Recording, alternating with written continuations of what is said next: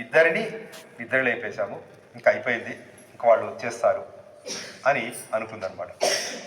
కానీ స్వామివారు అంత అంత త్వరగా వచ్చేవారు కాదు. ఆయనని ఇంకా పొగడాలి, నీలాదేవిని పొగడాలి, ఇంకా మనం వేడుకోవాలి, అప్పుడే స్వామివారి కరుణ కలుగుతుంది. అంత అంత సులభంగా వచ్చేది కాదు. ఈవేళ పాసురంలో అమ్మ ఏమంటుందంటే అర్థానికి పోతే, ఇవాళ కలియన్ అన్నది స్వామివారిని. కలియన్ అంటే మహాబలశాలి అని అర్థం అనమాట. ఆ తర్వాత విమల అని కూడా అన్నది అనమాట. విమల అంటే స్వచ్ఛమైన వాడ అని అర్థం అనమాట. ఈవేళ పాసురం అర్థం ఏంటంటే 33 కోట్ల దేవతలకు ఆపద రాకుండా అండగా ముందు నిలిచి శత్రువుల నుండి భయమును తొలగించు ఓ మహాబలశాలి మేల్కొనుము. నిర్మలమైన ఆకారము కలవాడ మేల్కొనుము. సర్వ సౌందర్య రాశివైన పరిపూర్ణురాలివైన లక్ష్మీ సమానురాలివైన నీలాదేవి మేల్కొనుము. గాలి వీచుటకు విసనకర్ర అద్దమును ఇచ్చి స్వామివారితో కలిసి స్నానమాచరించినట్లు చేయుము అని ఈవేళ పాసురంలో అమ్మ అడిగింది అనమాట. ఈవేళ పాసురంలో అమ్మ ఏమడిగిందంటే ఒక అద్దం కావాలన్నది, ఆ తర్వాత విసనకర్ర కావాలన్నది, ఆ తర్వాత స్వామివారితో పాటు మమ్మల్ని స్నానం చేసే అవకాశం ఇవ్వాలి. ఈ 30 పాసురాలు మనకి ముఖ్యమైనది ఏంటంటే నీరాడటం, అంటే స్వామివారితో స్నానం చేయడం అంటే ఆ నీళ్ళ మూలంగా మనకి మోక్ష ప్రసాదం కలగడం అనమాట. స్వామివారితోటి మమ్మల్ని స్నానం చేయించవమ్మా అని అడిగింది అనమాట. నీలాదేవిని ఆ విధంగా అడిగింది. ఇప్పుడు 33 కోట్లు అంటారు. కోటి అంటే మనకి సాధారణంగా తెలిసింది ఏంటంటే ఒక సంఖ్య. కోటి అనేది చాలా పెద్ద సంఖ్య. అంటే ఇప్పుడు 100 లక్షలు అయితే ఒక కోటి అవుతుంది అంటారు. కానీ ఇక్కడ ఈ సందర్భంలో కోటి అంటే అలా లెక్క కాదు. ఇక్కడ అన్నట్టు కోటి అంటే ఒక కూటమి అనమాట. కోటి, వీళ్ళొక కోటి, వాళ్ళొక కోటి అట్లా అంటారు అనమాట.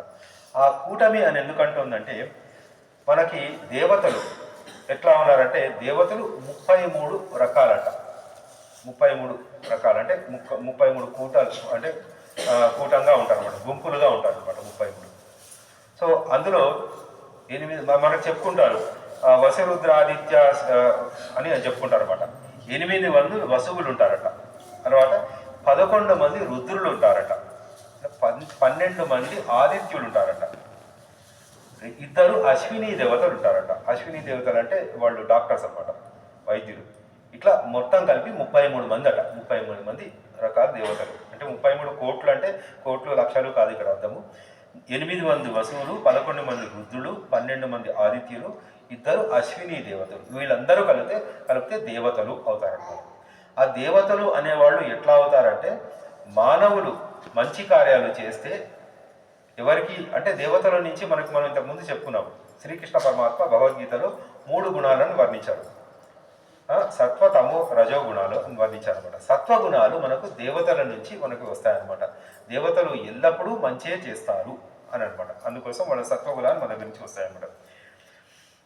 ఈరోజు పాసురంలో అమ్మ నువ్వు దేవతల ముందు నిలబడి కాపాడుతావు అని చెప్పింది. అంటే ఇంకో విధంగా చెప్పాలంటే అమ్మ ఏమన్నదంటే స్వామి కేవలం ఆ దేవతలను కాపాడడమేనా, మమ్మల్ని కాపాడడానికి నీకు దయరాదా అన్నట్టుగా ఒక ప్రశ్న వేసింది అనమాట ఇవాళ అమ్మ.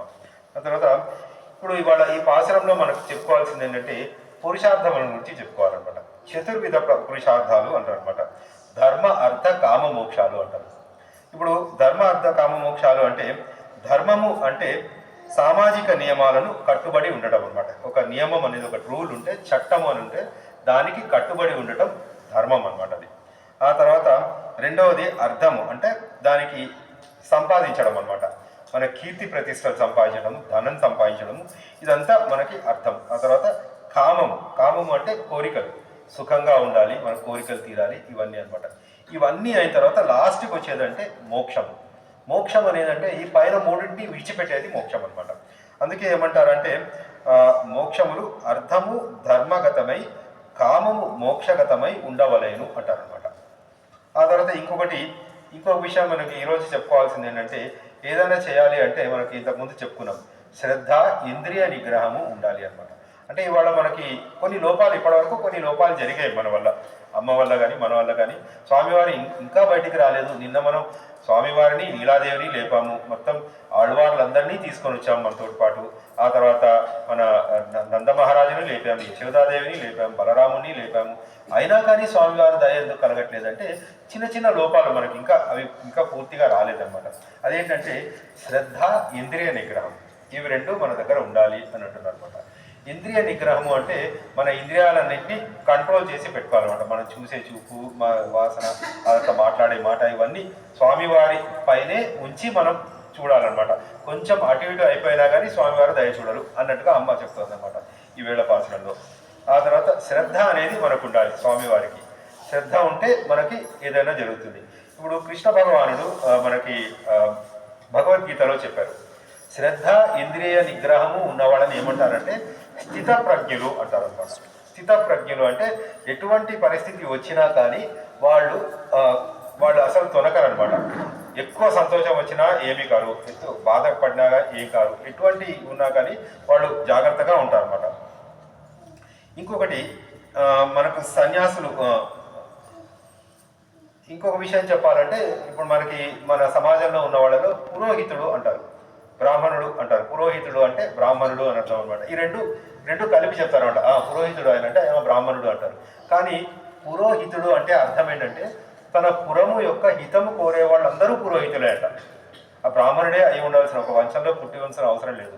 అంటే నా ఊరు బాగా ఉంటే నేను కూడా బాగా ఉంటాను, నా ఊరిని బాగుపరచాలి, నాకన్నా ముందు నా ఊరిని బాగుపరచాలి అని ఆశించేవాడిని పురోహితుడు అంటారనమాట. తన స్వార్థం చేసుకునేవాడు కాకుండా ముందు ఇంకొకళ్ళ గురించి ఆలోచించి లోకమంతా, నా ప్రదేశం అంతా, నా పురం అంతా బాగా ఉండాలి అనుకునేవాడిని బ్రాహ్మణుడు, అదే పురోహితుడు అంటారనమాట. ఇంకొకటి మనకి 4 వర్ణాలని ఉంటాయన్నమాట.